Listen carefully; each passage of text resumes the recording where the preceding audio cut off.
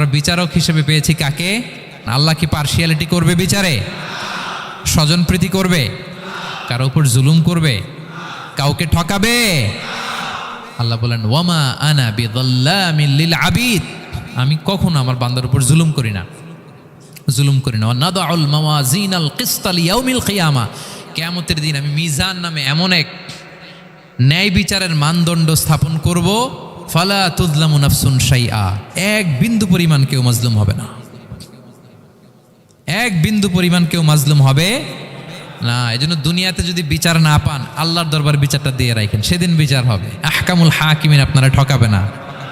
দুনিয়াতে বিচার পান নাই, মাজলুম হয়েছেন, মানুষ ভুল বুঝছে, কেউ আপনার ঠিকমতো বুঝে নাই, আপনার কথাটা কাকে বলবেন?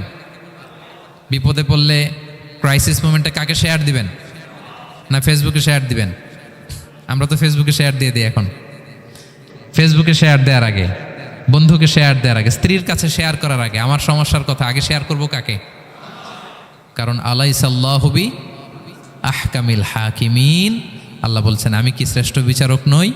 বালা বালা ইয়া রব ওয়া আনা আলা যালিকা মিনাশ শাহিদিন, অবশ্যই আল্লাহ আপনি শ্রেষ্ঠ বিচারক। ক্লিয়ার হয়েছে না সবার কাছে? শপথ কয়টা ছিল? 4টা। মূলত নবুয়তের শপথ, তাই না? নবুয়ত আমাদের জন্য সবচাইতে বড় নেয়ামত। কারণ নবীরা যদি আমাদেরকে এই তথ্যগুলো না দিতেন, আমরা জান্নাত জাহান্নাম চিনতাম? ভাইরা বলেন তো, আখেরাত চিনতাম?